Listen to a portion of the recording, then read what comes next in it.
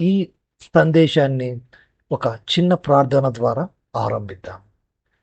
అందరూ కళ్ళు మూసుకున్నట్లయితే ముందుగా ప్రార్థన చేద్దాం.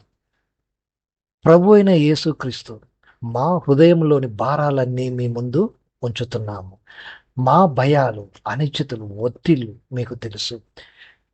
మీరు మా జీవితాలని తాకుతారు, మమ్మల్ని శక్తితో నింపుతారని ఆశిస్తున్నాము.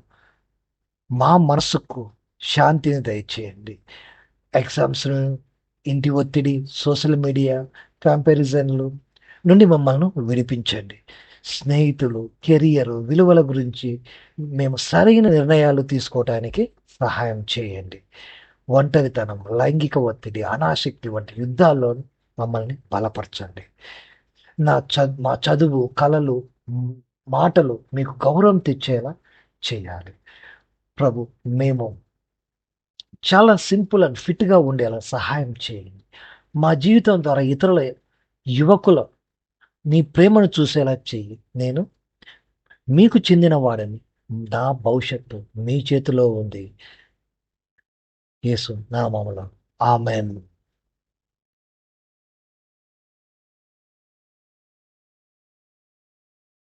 యువత, ఓ యువత, నీ జీవితం ఒక సూపర్ హీరో కథ అనుకుంటున్నావా? దేవుడు నేను సూపర్ హీరోలాగా తయారు చేశాడు. కానీ నువ్వేం చేస్తున్నావు? ఎక్కడ ఉంటున్నావు? ఎలా దేవునిలో నువ్వు నడవగలుగుతున్నావు?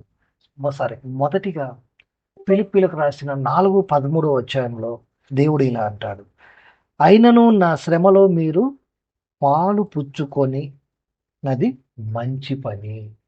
సో మీరు ఏమి చేస్తున్నా, ఎలా ఉన్నప్పటికీ కూడా నా శ్రమలో మీరు శ్రమలను మీరు తీసుకోవటం అనేది, నా శ్రమల్లో మీరు పాలు పంచుకోండి. నా శ్రమల్లో కొన్ని శ్రమలైనా సరే మీరు అనుభవిస్తే కనుక మీకు ఆ శ్రమ యొక్క విలువ తెలుస్తుంది అంటున్నారు ఫిలిప్పీయులకు రాసిన పత్రికలో దేవుడు.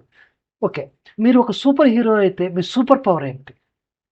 ఫర్ ఎగ్జాంపుల్, ఎక్కువ నిద్రపోతారా? లేదా ఎక్కువ ఫోన్ స్క్రోలింగ్ చేస్తారా?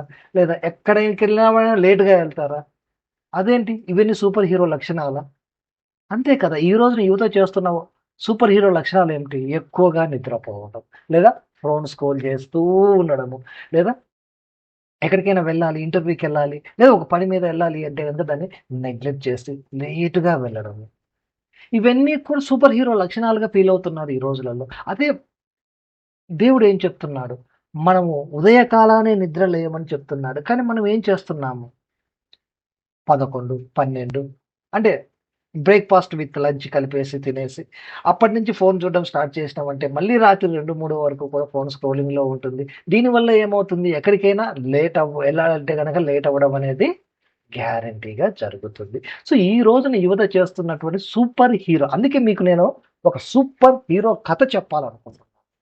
ఈరోజు మీకు అందరికీ కూడా నేను ఒక సూపర్ హీరో కథ చెప్తాను. సో ఆ సూపర్ హీరో ఎలా ఉండబోతున్నాడు అనేది చూద్దాం ఒకసారి. ఫస్ట్ మనకు వచ్చిన వచనం ఏమిటి? మీరు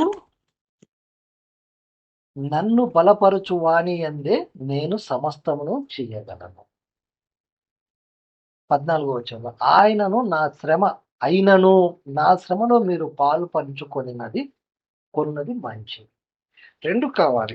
ఇక్కడ ఆయన బలపరుస్తే కనుక మనల్ని బలమైన వారిగా చేస్తారు. అలాగే ఆయన శ్రమలలో కొన్ని శ్రమలను మనం తీసుకుంటే గనక మంచిది అంటున్నాడు. సరే, మిగతా విషయాలు ముందుకెళ్తే ఇంకా సూపర్ హీరో కథలోకైతే వెళ్ళిపోదాము. ఎందుకంటే సూపర్ హీరో కథ కోసం అందరూ ఎదురు చూస్తూ ఉంటారు. మా సూపర్ హీరో ఎలా ఉండబోతున్నాడు, ఏమిటి అనేది. ఇక్కడ మన సూపర్ హీరో వచ్చేసి ఇంజనీరింగ్ చదువుతున్నాడు. సో ఇతనికి వచ్చేసి దేవుని యందు భయభక్తులు అనేటివి, దేవుడి గురించి తెలుసు కానీ భయభక్తులు అనేటివి లేకపోవడం వల్ల ఇతను ఒక ఛాంపియన్. కానీ ఏంది, ఆ స్ట్రెస్ను ఓవర్కమ్ చేసే శక్తి లేదు ఇతనికి. ఎప్పుడైతే ఈ స్ట్రెస్ను తీసుకునే శక్తి ఇతనికి లేకుండా పోతుందో, ఆ స్ట్రెస్ అనేది మైండ్ను వచ్చేసి చాలా ఇబ్బంది పెట్టేస్తుంది. అంటే అతను సూపర్ హీరోనన్న విషయం అందరికీ తెలియాలి.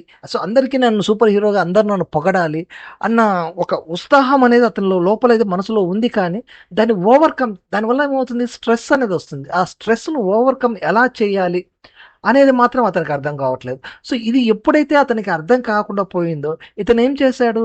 చెడు అలవాట్లకు బానిసగా మారిపోయాడు. సో ఈ మైండ్ అనేది మనకి ఏం చెప్తుంది? ఒక అంటే ఒకటి ఏదైనా ఒత్తిడి జరిగిందనుకోండి, ఒక వస్తువు తీసుకుందాం మనము. సో ఆ వస్తువుని తీసుకొని ఇనుమే అనుకుందాము. ఇనుమును తీసుకొని గట్టిగా ప్రెస్ చేసా అంటే చేతి ప్రెస్ చేస్తే అవ్వదు. సో ఇంకొక ఇనుముతో దాన్ని గట్టిగా కొట్టామనుకోండి, ఏమవుతుంది? అది ఎక్స్పెండ్ అవుతుంది. సో ఈ శక్తి కంటే ఆ శక్తి ఎక్కువైనప్పుడు అదేం అవుతుంది? ఎక్స్పెండ్ అవుతుంది. ఎక్స్పెండ్ అయినప్పుడు దాంట్లో కొన్ని మార్పులు జరుగుతాయి. సో అదే స్ట్రెస్. సో ఆ స్ట్రెస్ అనేది మార్పులు జరిగినప్పుడు మనము దాన్ని తీసుకొని యాక్సెప్ట్ చేయగలిగే శక్తి మన మైండ్కి ఉండాలి. సో ఆ శక్తి మనకు లేకపోతే యువత ఏమవుతుంది? చెడు వ్యసనాలకు బానిస అవుతుంది. సో అలాగే మన సూపర్ హీరో కూడా ఇక్కడ చెడు వ్యసనాలకు బానిస అయ్యాడు. చదువుకునే టైంలో తెల్లవారుజామునే నిద్ర లేచి చదువుకోవాలనుకుంటాడు, కానీ అతనికి ఆ శక్తి లేదు. ఏమైంది? స్ట్రెస్లో ఉండిపోతున్నాడు. కాబట్టి అతనికి ఆ శక్తి లేకుండా పోయింది. కాబట్టి ఇక్కడ తెల్లవారుజామున లేచి చదివే పరిస్థితి లేకపోవడం వల్ల ఎగ్జామ్స్ మొత్తంలో కూడా ఏమైపోయాడు? ఇతను ఫెయిల్ అయిపోయాడు. అలాగే ఈ ఎప్పుడైతే ఇతను ఒక ఛాంపియన్ కదా, సో ఈ ఛాంపియన్ వచ్చేసి ఆటలాడాలంటే ఏంటి? తెల్లవారుజామునే లేచి ఆ గ్రౌండ్కి వెళ్ళాలి. ఆ గ్రౌండ్కి వెళ్ళాలి అంటే గనక ఇతనికి ఏం కావాలి? శక్తి కావాలి, ఒక ప్లాన్ కావాలి. ఏమీ లేదు ఈ సూపర్ హీరో దగ్గర. అన్ని అనుకోవడానికి మాత్రం నేను ఒక సూపర్ హీరో అని అనుకుంటున్నాడు. ఏది లేనప్పుడు ఏం చేయగలుగుతాడు ఇతను? ఏమీ చేయలేడు. అందుకే రోమియోలోకి రాసిన పత్రిక 8:37లో దేవుడు ఒక మాట అంటాడు, నేను జయించువాడనయ్యుందును గాని దేవుని ద్వారా. నేను జయిస్తాను, కానీ దేని ద్వారా జయిస్తాను? దేవుని ద్వారా. సో ఈ స్ట్రెస్ ఓవర్కమ్ చేయాలంటే ఎవరు కావాలి? మనకు దేవుడు కావాలి. ఈ తెల్లవారుజామునే లేచి చదవాలంటే మనకు ఎవరు కావాలి? దేవుడు కావాలి. సోషల్ మీడియాకు మనం ఫోన్ ఎప్పుడు స్క్రోల్ చేయకుండా ఉండాలంటే ఏం కావాలి? మనకు దేవుడు కావాలి. సో నువ్వు సూపర్ హీరో కావాలనుకుంటున్నావా? సో నువ్వు సూపర్ హీరో కావాలి అనుకున్నట్లయితే కనుక ఈ రోజే నువ్వు దేవుని దగ్గరికి రా. సో నీకు సూపర్ హీరోకు ఉండాల్సిన లక్షణాలన్నీ కూడా నీలో ఇస్తారు. ఏమిటి? నిద్రపోవడం కాదు, ఫోన్ స్క్రోల్ చేయడం కాదు, నిన్ను ఒక గేమ్లో ఛాంపియన్ చేస్తాడు, నిన్ను ఒక చదువులో హీరోని చేస్తాడు. సో నిన్ను చూసి అందరూ ఇతను దేవుని బిడ్డ, అందుకే ఇంతలా గొప్ప వ్యక్తి అయినాడు అనేలా చేస్తాడు. సో ఆయన దగ్గర ఇంకా ఏం చెప్తున్నాడో చూద్దాం. ఇక్కడ ఆయన దగ్గరికి గనక నువ్వు వస్తే గనక ఎంతటి నువ్వు వ్యసనపరుడు అయినా సరే, నీ మైండ్ ఎంత స్ట్రెస్లో ఉన్నప్పటికీ ఆ స్ట్రెస్లో నుంచి నువ్వు బయటికి రావాలి అంటే గనక చెడు అలవాట్లు, మత్తు పదార్థాలు కాదు, దేవుని వాక్యం నిన్న స్ట్రెస్ నుంచి నిన్ను బయటికి తీసుకొస్తుంది. దేవుని వాక్యం ద్వారా నువ్వు తెల్లవారుజామునే లేసి చదువుకోగలుగుతావు. తెల్లవారుజామునే లేచి నీ ఆటలకు, నీ పనులకు సంబంధించిన ప్రతి ఒక్క విషయాన్ని నువ్వు ముందు జాగ్రత్తగా ప్లాన్ చేసుకోగలుగుతావు. ఇది దేవుని దగ్గర ఉండేటువంటి లక్షణం, మొదటి లక్షణం.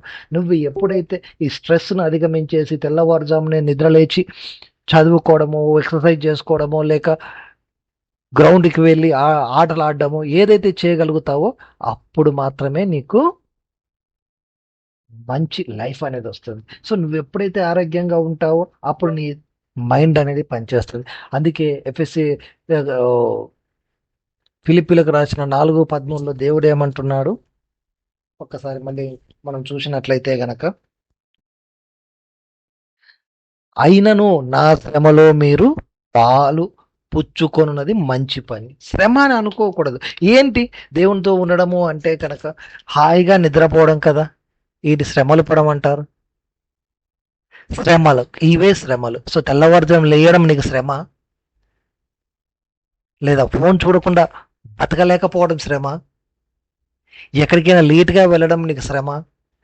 ఈ శ్రమలు నువ్వు పడకపోతే కనుక, ఈ శ్రమలు గనక నువ్వు అనుభవించకపోతే గనక నువ్వెప్పటికీ కూడా సూపర్ పవర్ హీరోవి కాలేవు ఈ లోకంలో. సో నువ్వు ఎప్పుడైతే ఈ శ్రమలను అనుభవిస్తావో, ఈ శ్రమల ద్వారా నువ్వు ముందుకెళ్తావో అప్పుడు మాత్రమే నువ్వు సూపర్ హీరోగా ముందుకు నడవగలుగుతావు. ప్రియమైన దేవుని బిడ్డలారా, ఇది ఈ రోజుటి సందేశం. మిగతా సందేశము రేపు మరొక ఎపిసోడ్లో కలుసుకుందాం. అంతవరకు కృతజ్ఞతలు. అందరికీ నమస్కారం.